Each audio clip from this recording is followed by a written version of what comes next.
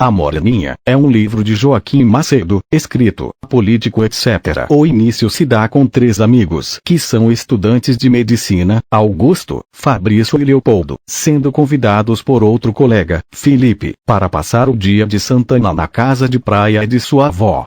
O mês de julho era considerado um mês de Santana. Apenas Augusto hesita e se diz disposto a não ir.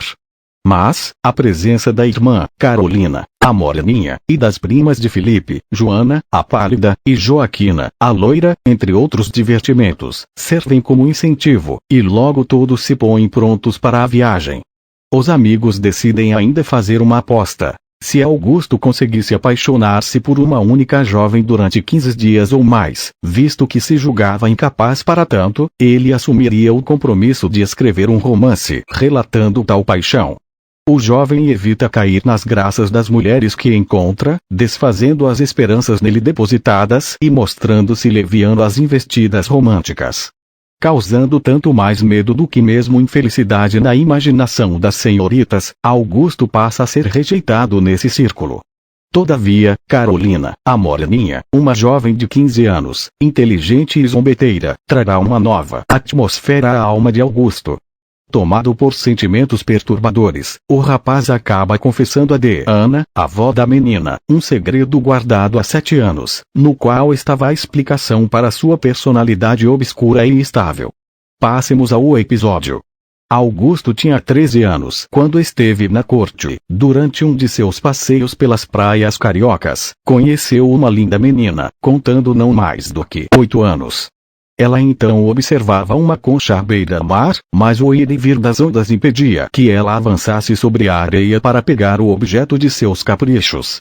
Depois de tanto brincar com as vagas, até cair, a menina dirigiu-se a Augusto mimosamente, lastimando não ter conseguido apanhar a concha.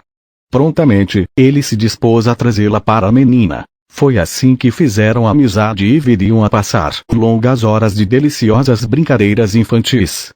Em meio às travessuras, a garotinha perguntou-lhe se desejava um dia casar-se com ela.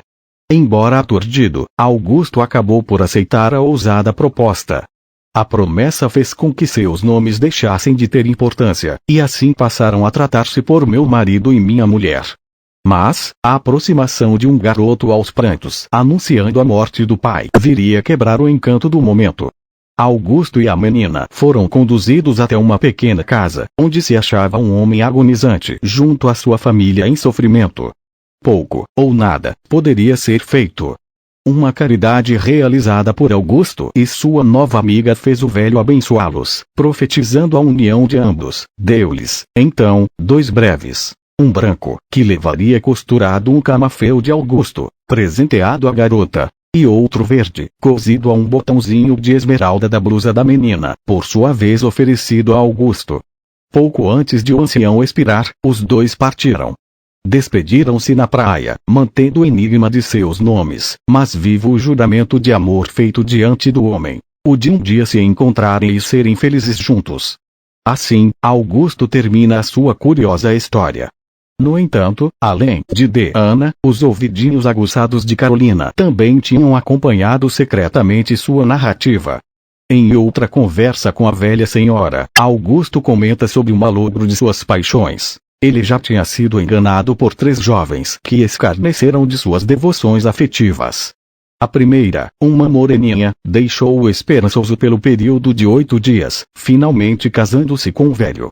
A segunda, uma couradinha, mostrava-se ciumenta e possessiva, mas ria-se dele pelas suas costas, enamorada de outro.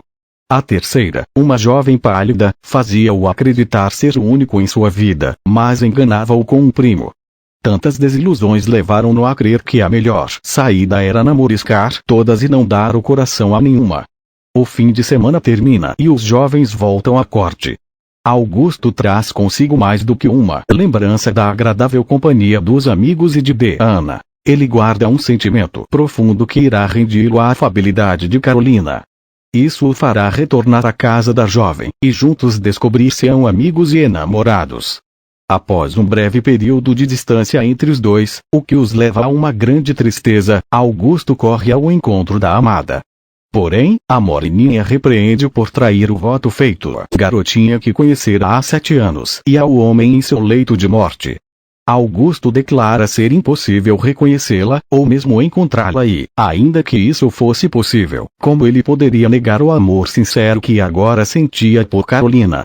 É improvável que ele deixasse ela de lado, pois era um sentimento puro e único, vez que não se fragmenta na razão social, mas sim no valor do coração e da natureza do belo. É o momento de desfazer-se o mistério. A jovem revela o breve que o dia ganhara de um velho às vésperas de sua morte, e nele estava enrolado camafeu pertencente a Augusto. Nesse sentido, é mostrado todo o valor do passado que conduz ao futuro, pois naquele momento floresce o sentimento atípico e ultrativo, demonstrado toda a característica da época como banalidade de ser normal o casamento de pessoas que são de idades diferentes, como a moreninha de 14 e Augusto de 21 anos. O contexto em si, que é determinante, como é mostrado no discurso quase que florense da sociedade elitista e burguesa da época, desmostrando-se a vigência e valores da sociedade antiga, fincando explícito no livro e ao mesmo tempo do texto.